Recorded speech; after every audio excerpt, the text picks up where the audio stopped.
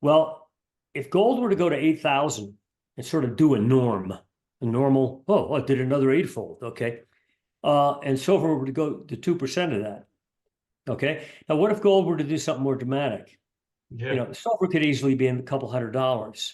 I'm not going to put a number on it because when you're dealing with parabolic moves, and I think we're entering a parabolic phase, or what chaos theorists would proudly say, this is chaos.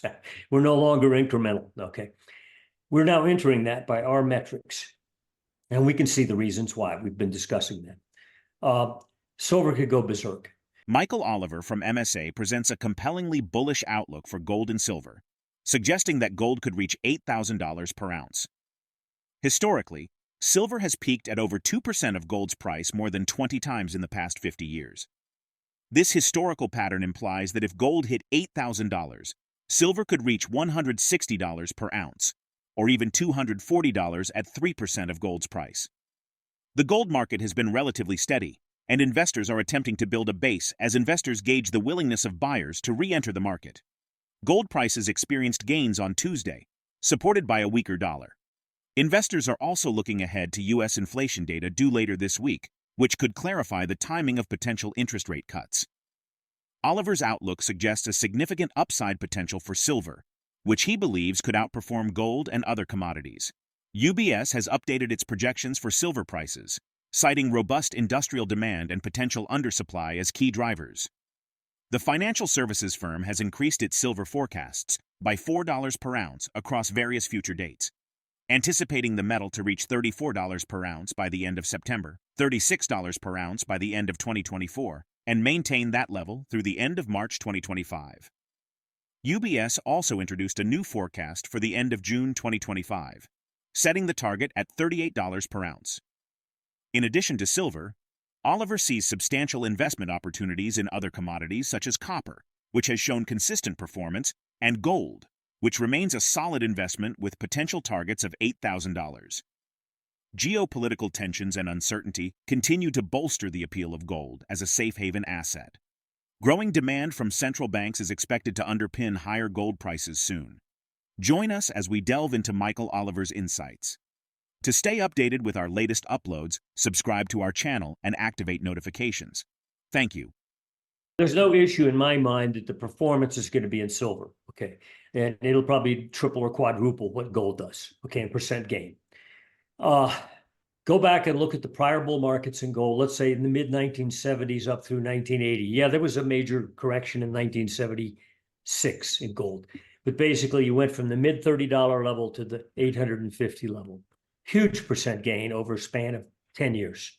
Then look at the 2001 to 2011. It was an eightfold move. So you can say, well, let's say eightfold is sort of not abnormal. Okay, that's to simply replicate what happened to the 1980 peak in gold, and that wasn't anywhere near the fundamental or macro situation we have now. So let's just throw that out there as a norm. Okay, there's another norm to look at. The silver versus gold situation, we measure it slightly different. Most people look at ratio. We do a percent thing. What we do is we divide an ounce of silver into gold, and right now silver is about 1.3 something percent the price of gold. If you go back over the last 50 years, create a bar graph, which we've done and put in our reports, just to show people what's happened in the past. There was one time back in the 1970s, mid-70s, I think it was, silver got up to 6.5% the price of gold. Okay, let's eliminate that as an erroneous alone situation. But there have been over 20 times in 50 years where at some point during each of those 20 years, silver got up to over 2% of the price of gold. Okay, and sometimes 3%. Okay, but let's just say 2. Well, if gold were to go to 8,000 and sort of do a normal, oh, it did another eightfold. Okay, and silver were to go to 2% of that. Okay, now what if gold were to do something more dramatic? Yeah. Silver could easily be in a couple $100. I'm not going to put a number on it because when you're dealing with parabolic moves, and I think we're entering a parabolic phase, or what chaos theorists would proudly say, this is chaos. We're no longer incremental. Okay, we're now entering that by our metrics, and we can see the reasons why. We've been discussing that. Silver could go berserk. Think about it this way also.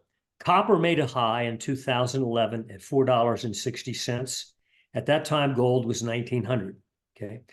In 2020, gold exceeded that high, went to $2,070. So, several percent above the 2011 price high. Yeah. Copper at that time went up to $5, also made a marginal higher high than it did in 2011. Okay. Now copper has gone up over 5, trading either side of that. So it's made a third higher high than it did in 2022 for copper, a couple years after gold made its 2020 high. So it wasn't in sync with gold.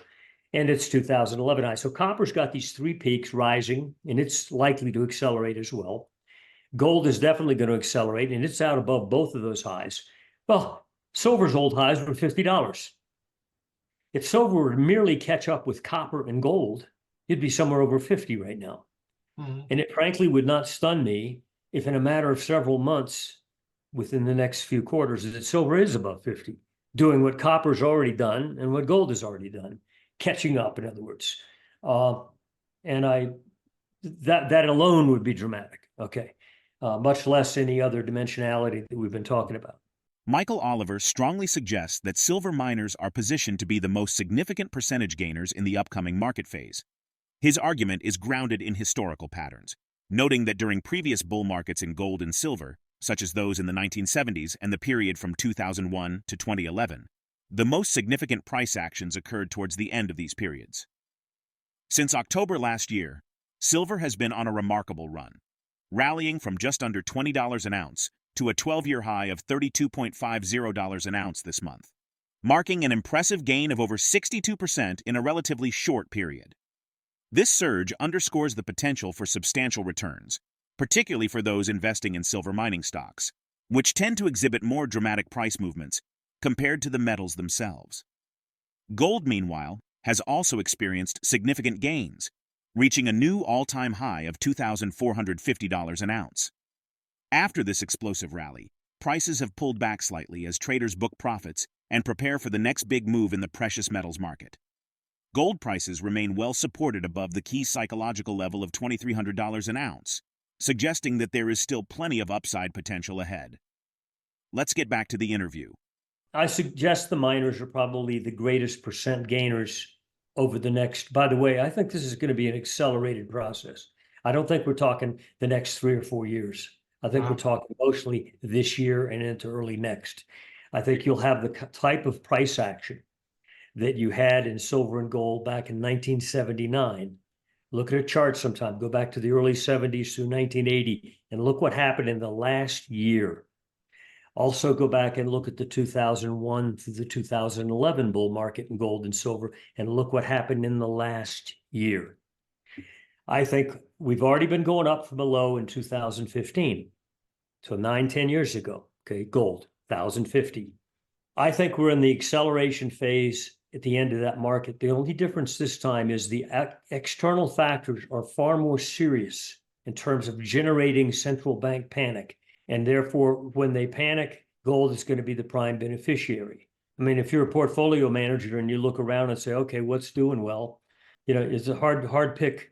And we've already had some major managers like Stanley Druckenmiller back in mid-February, dumped some big tech stocks and moved into Newmont Mining and Barrick Gold.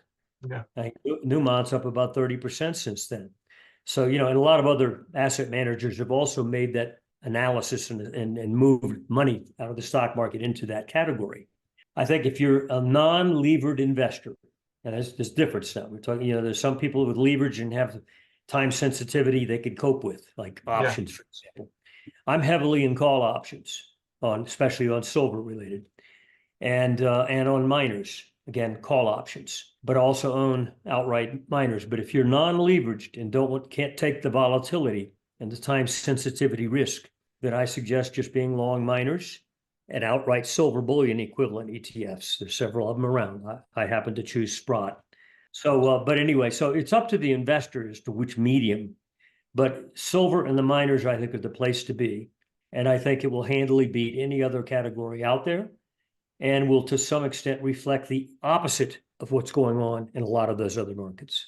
Well, you can say, well, I think I should be the short the stock market. Well, maybe so, but on the other hand, I suspect that the inverse of that is more profitable, and that is go to gold, but especially now, because our technical analysis tells us that since that 2020 surge in gold and silver in the gold miners, summer of 2020, this explosive percentage move. Silver and miners beat the pants off of gold in that move. Incredible percent gains.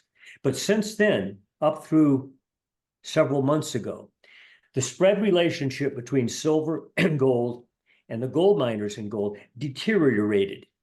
Why? Because gold mostly went sideways while those markets drifted. And so the performance readings weakened. But when you measure those technically, we had a breakout a month ago in the miners versus gold and in silver versus gold. Yeah. And where we think that it's now the beginning of the time where you see those components to the monetary metals, the silver and the miners, accelerate versus gold. So if I were to boil it down to one position, and frankly, this is what I'm doing. Okay. Rather than being short the stock market, yes, it's a factor. So is the T-bond market, by the way. We have some views on it, which are somewhat confusing, but opposite the stock market for the time being. We think it's probably best to be in the monetary metals, especially silver and the miners at this point. The miners are probably the most undervalued they've probably ever been in history in terms of their percentage price relation to gold, or take GDX or XAU index and where they are in relation to, let's say, the US stock market. They're so vastly underpriced that it's almost laughable. Now, you want to buy cheap? Ponder on that. I think that's where you should be looking. The substantial percentage gains expected for silver miners in the upcoming market phase are based on historical patterns from previous bull markets. What are your thoughts on investing in silver mining stocks versus the metals? Share your perspective in the comment section. If the video resonates with you, join our community by subscribing to our channel and enabling notifications with the bell icon. Thank you for being a part of our community.